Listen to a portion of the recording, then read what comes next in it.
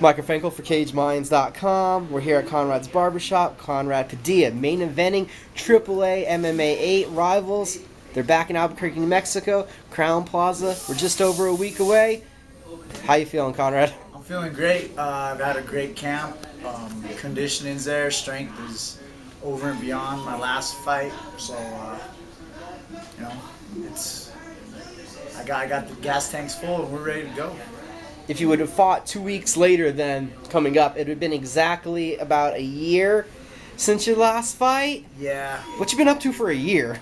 Oh man, just doing husband things. It's kind of bad to say. In and out of the gym.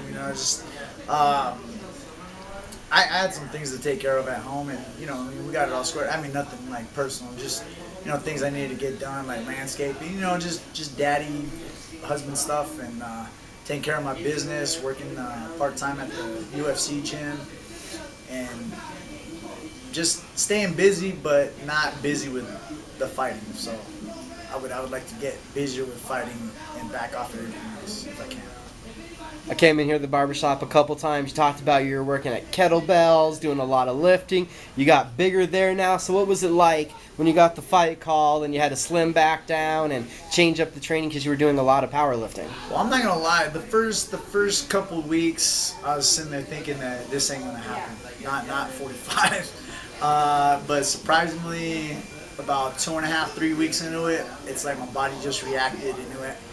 It's like something took over. We knew we had a fight, and my weight dropped down, and been rocking ever since. So I've been going really, really hard about the last 6 weeks, and I'm feeling strong. Conditioning's great, hitting hard, and getting the wrestling in, jiu-jitsu in, kickboxing in. Camp's complete. I'm just waiting for the bell to ring now.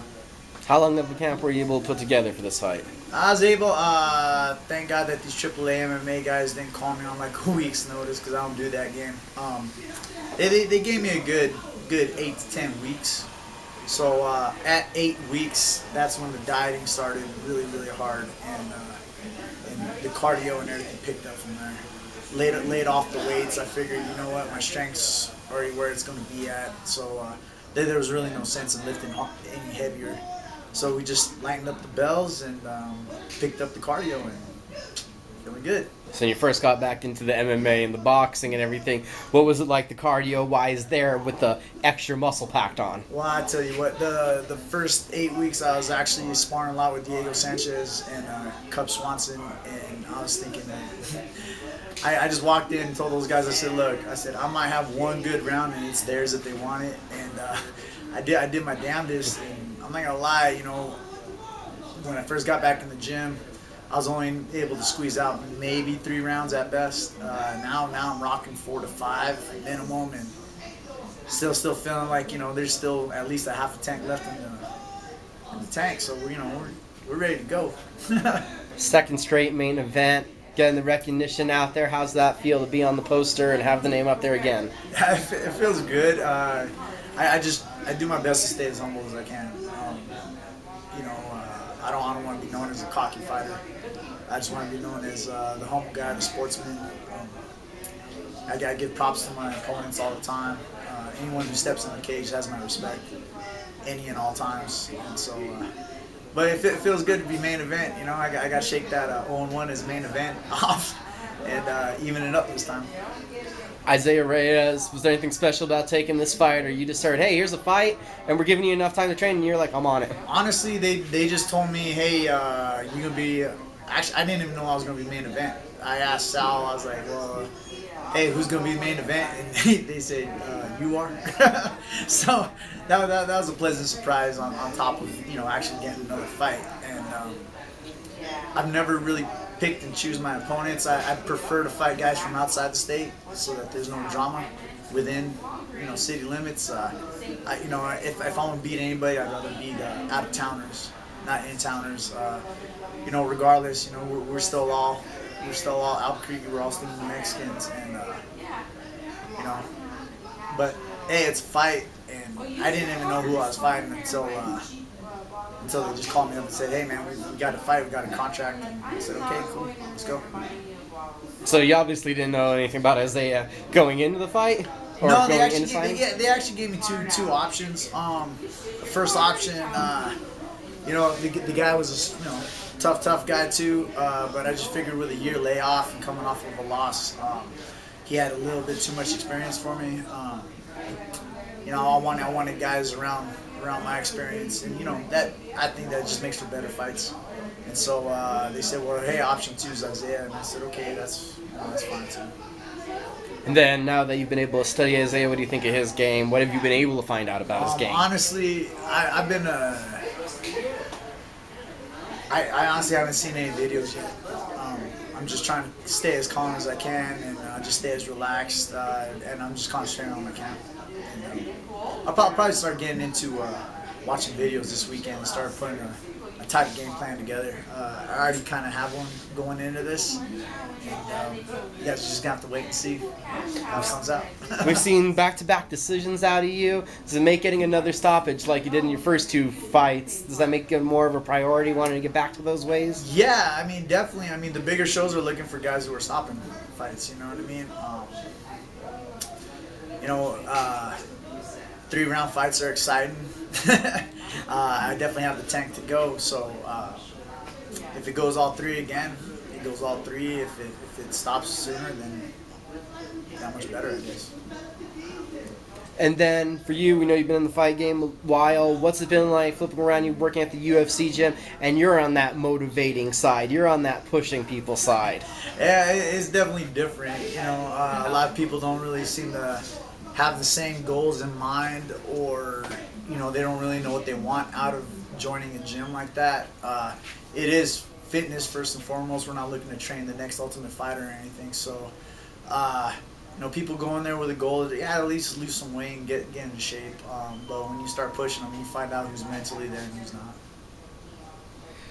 Now, getting back in the fight game, what's your expectations? You said you wanted to do this a little more, but what's your expectations for what's going to come next after this fight? What's going to come next? My goal specifically is to keep my weight down and start hunting again for another fight. I am leaving in October, so that doesn't leave a whole lot of room for getting another fight in August or September, because I'm trying to stay healthy. I'm actually looking for my Strong First Level 1 certification in October, at the end of October, so I'm trying to stay as healthy for that as I can. But my main goal is just to keep the weight down, and I've been flirting with the idea of dropping down to 135, and I think if I do it scientifically and correctly, I can make it. You said you're traveling out to do a certification. Want to expand on this? What's it for? It's a Strong First Level 1 instructor certification for kettlebells. So, that's something that I've always done a lot of my fight camps around. I've worked with Mark Hoffman and Jessica Renee over at Soulfire, and they've given me a lot of attention, and my core strength it's gone to a whole nother level. So, I got to thank them for that, and that's just something I've been wanting for my own personal. So what's it like with that extra core strength? What's that do? Because I've seen some videos of guys with incredible abs that can just do like 1,000,000 pull-ups and all these things, and they're like, it's all in the core. Yeah, well, I mean, it comes into play in jiu-jitsu, wrestling, and even striking. I mean, you just constantly hear it. Fire from your core, twist those hips, pivot on those feet, and it hits a lot of that, a lot of the same motions. So I think it helps with your hooks and your straights. So I'm hitting them. I'm hitting probably as hard as I ever have, or if not harder. So. Wow, that sounds kind of dangerous right there. There's a hint. And then last off, what's it been like expanding the business, being the entrepreneur? We know a lot of us have seen you here around the barbershop, a ton expanding that business. It's been really hectic. I've missed my customers a few times, and I just gotta apologize to them for that. Sometimes I'm here, sometimes I'm not. Training. Fight camp gets really hectic, and I'm in and out of here all the time. That's why I've been trying to push appointments to make it convenient for my customers, so that they can just walk in and sit down. And I'm trying to balance between the two. I really am. Some people get pissed off and they leave, and I just gotta apologize. I'm trying to make everybody happy, but in the end, I got a fight I gotta concentrate for too. So, every now and again I gotta think about me. So next week, just wondering how much you're going to be in here. How much is it? Time to relax. It's time to get those last few pounds off. Really focus in. Oh, next week, all the training's done this week. I've already put 7 hard weeks together. Next week's the 8th one, and next week it's just all about light conditioning, work on getting the poundage down, dieting really hard, and I'll be here. There's no reason for me to go into the gym and train and risk getting cut or risk getting hurt. So next week will just be easy peasy lemon squeezy.